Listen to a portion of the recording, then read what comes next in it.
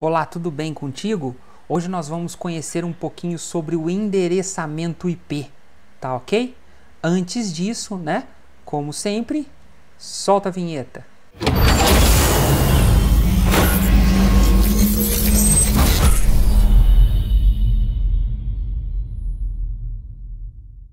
Bom, vamos começar? Então nós vamos ver hoje aí endereçamento IP. O que é o IP? O IP é um protocolo da camada de rede, né? Ele está inserido ali na camada de rede como uma responsabilidade dela. Ele é um endereço lógico, tá? Uma coisa que eu vou deixar bem claro, ele faz parte do protocolo TCP/IP, né? No caso do protocolo TCP/IP, a camada de rede tem um nome de camada de internet, tá?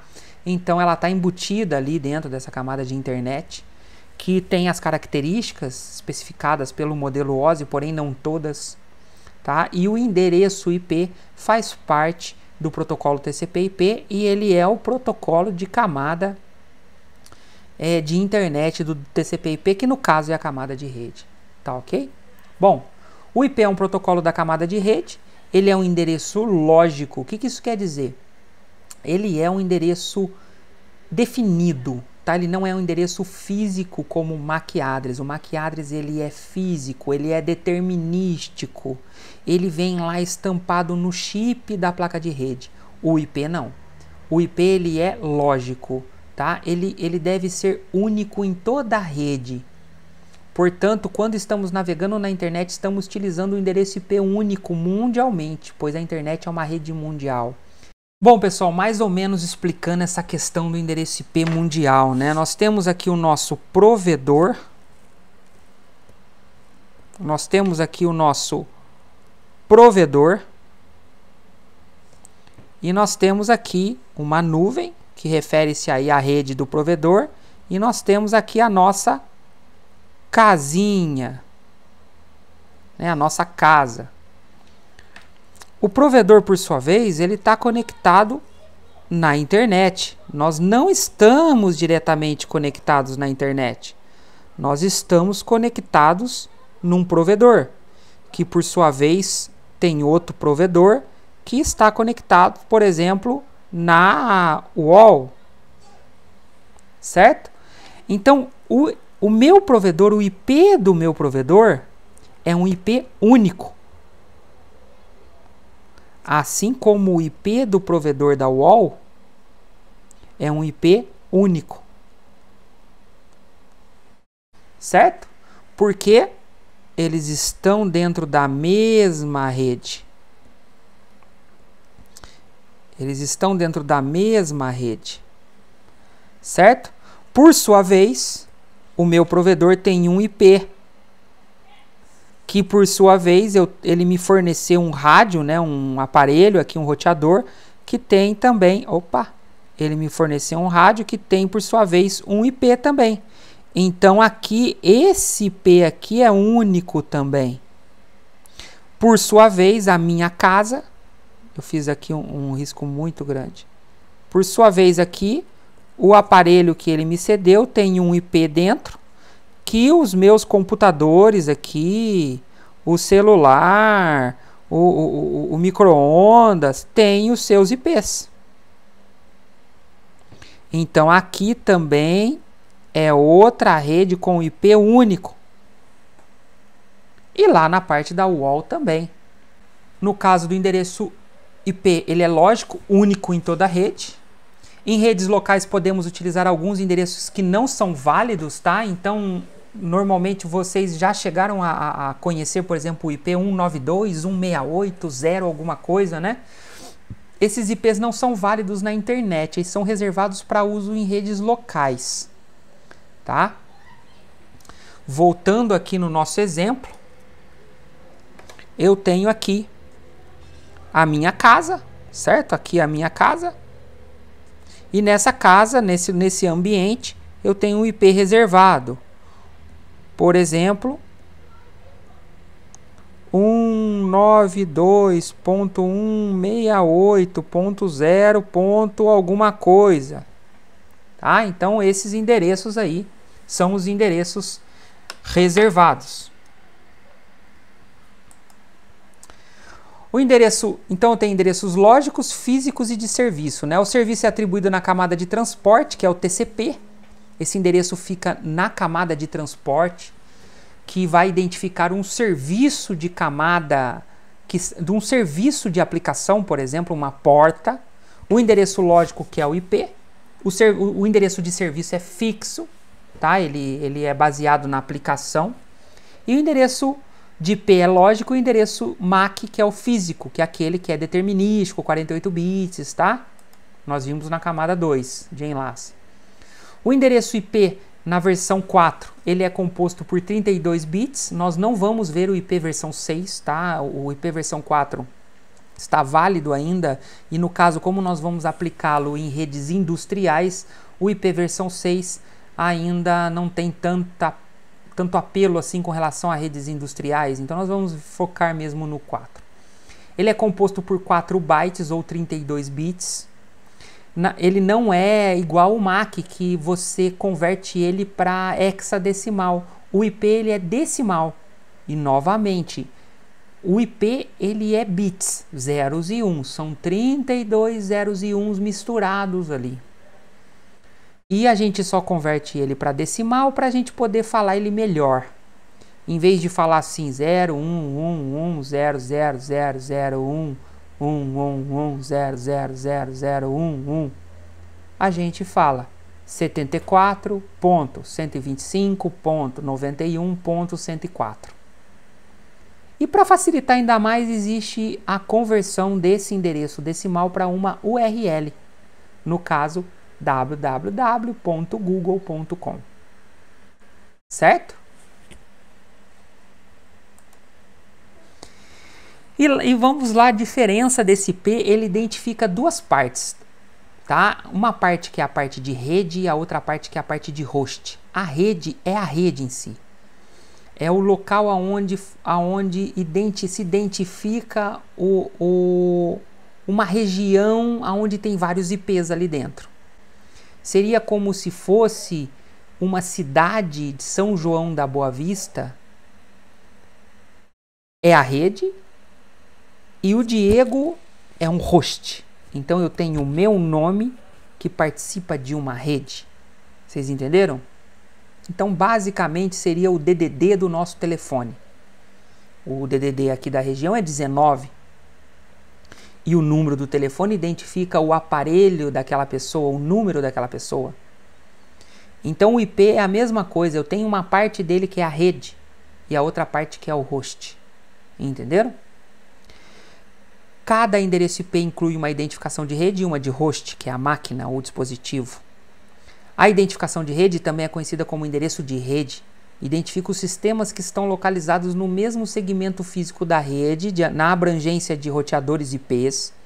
Todos os sistemas na mesma rede física devem ter a mesma identificação de rede. Então, para eu conseguir falar com outra pessoa, com você, por exemplo, você teria que ter o mesmo DDD que o meu. Senão, eu não consigo falar. Isso existe. Né? Vamos supor que você precise ligar para um telefone em Poços de Caldas, que o DDD é 35, em Minas Gerais, 35. Você não consegue ligar somente colocando o número da pessoa lá. Você tem que pôr o DDD, correto? Se você ligar para o número sem o DDD e coincidentemente tiver um número aqui na rede do 19, do DDD 19, outra pessoa vai atender. Então, você precisa estabelecer a rede. Todos que estão na mesma rede são alcançáveis. Eu só consigo alcançar um IP diretamente na mesma rede que eu estou. Certo? E o IP sendo bit, eu tenho que converter ele para bit para ter absoluta certeza se eu estou na rede correta, se eu consigo alcançar ele. Tá? Aí você me pergunta, né? Ah lá, tem um endereço IP aqui. Esse endereço IP, ele tem uma parte que é rede e a outra parte que é o host, o terminal, o equipamento final. Aí você me pergunta assim, professor, Como é que eu descubro que parte que é a rede e que parte que é o host? Como é que eu vejo isso? Eu bato o número e adivinho? Não. Aí entra a máscara de subrede, que a gente vai ver na sequência. Existem 5 tipos de classes de IP. Classe A, B, C e D, que está diretamente relacionada com a quantidade de redes e de hosts que eu preciso. Como assim? Suponhamos que eu tenha várias cidades no estado de São Paulo. Eu tenho uma cidade de São João da Boa Vista que tem na média aí 90 mil habitantes. E eu tenho uma cidade de Águas da Prata que tem 10 mil habitantes. Você concorda que se eu colocar o mesmo IP com uma quantidade de rede grande para atender Águas da Prata, eu desperdiço números tendo o mesmo endereço que utilizaria, por exemplo, em São João da Boa Vista? Então, esses endereços de classe, eu consigo deslizar a parte de rede para mais ou para menos, de acordo com a minha quantidade de host e de acordo com a minha quantidade de redes necessárias. A gente vai ver mais para frente quando falar da máscara. Então, eu tenho aqui o classe A, são 8 bits para a rede, olha só o que eu disse, ó. Aqui eu tenho pouquíssimas redes, porém muitos hosts. Esse endereço de IP aqui, se fosse fazer uma analogia, que não é assim que funciona, viu, gente? É uma analogia. Seria para colocar endereço, por exemplo, na cidade de São Paulo. Muita gente, olha. Eu tenho muitos hosts. O classe B, eu tenho dois octetos para rede e os mesmos octetos para host. Seria uma cidade equilibrada, tipo Campinas. E aqui eu tenho 3 octetos para rede e só um para host. Aqui seria uma cidade pequena, tipo Águas da Prata. Aqui eu tenho o número máximo, por exemplo, de hosts para cada classe, né? Então, no caso aqui, quando do 1 ao 126, eu tenho 16.777.214 hosts, por exemplo, nesse tipo aqui. E por aí vai. Quanto mais eu vou arrastando, por exemplo, eu vou deslizando a quantidade de redes, menor fica o host. Olha lá. E vai aumentando redes. Então, quanto menor o host, maior a rede. Quanto maior o número de host, menor é o número de redes. Tá? Então eu posso usar. Mas fala assim, professor, por que a gente usa o 192, 168? Porque o 192 e 168 é classe C. É para 254 hosts. Dificilmente uma casa vai precisar de 254 IPs. Mas como é o menor que tem, né, dá para fazer menor, mas é o mais fácil de manipular, utilizam esse tipo de endereço, tá? Conflitos de IP. Numa rede não pode ter IPs iguais, tá? Ou usar IPs de serviços, não pode, né? Então uma rede não poderá ter endereços IPs iguais. Olha esse exemplo. Nós temos aqui um endereço 172.16.2.1 e a interface do roteador com o mesmo endereço. Isso causa um conflito de IP na rede. A rede fica louquinha. O Windows consegue até identificar em algumas situações que há um conflito de rede, né? Mas isso é realmente ruim.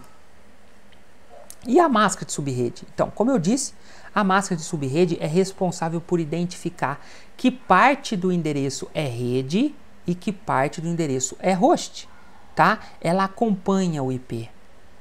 Não existe IP se não existir a máscara de subrede. Os dois andam juntos sempre. Mesmo que o IP é óbvio, os dois andam junto. Então, quando te falarem assim, olha, qual é o IP de tal equipamento, você devolve o IP com a máscara de rede.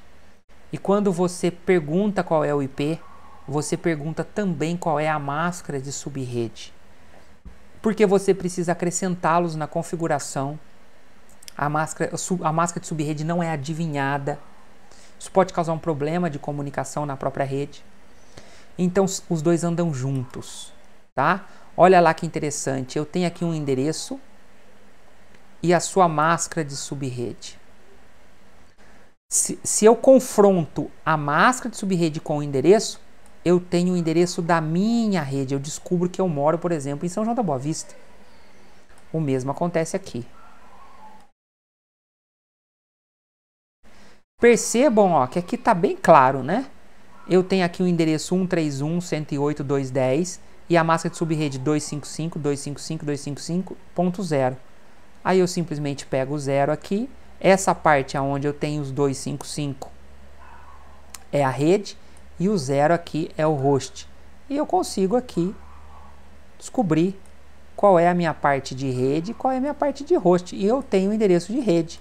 O mesmo acontece aqui, olha. O 15.6.24.20 com o 255.255.00. Eu consigo identificar aqui. O mesmo acontece aqui. Olha, eu consigo identificar aqui. Mas e quando você não consegue identificar visualmente? Se o endereço, por exemplo, for 255, 255, 255, ponto 2, 2, 4. Que parte daqui é de rede e que parte que é de host? Esse problema acontece porque a gente está olhando no decimal. Lembra que eu disse que o IP é bits? Que o IP é zeros e uns? Para descobrir qual é a parte de rede e qual é a parte de host, eu tenho que converter o IP e a máscara para bits. Nós vamos aprender isso na próxima aula.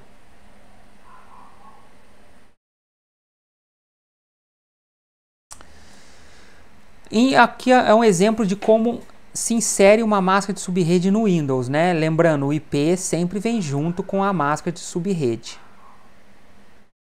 Olha lá, a máscara de subrede 0, o endereço de broadcast 255. Então eu consigo acrescentar endereços de 0 a 255 e assim por diante. A gente vai ver também isso na aula prática.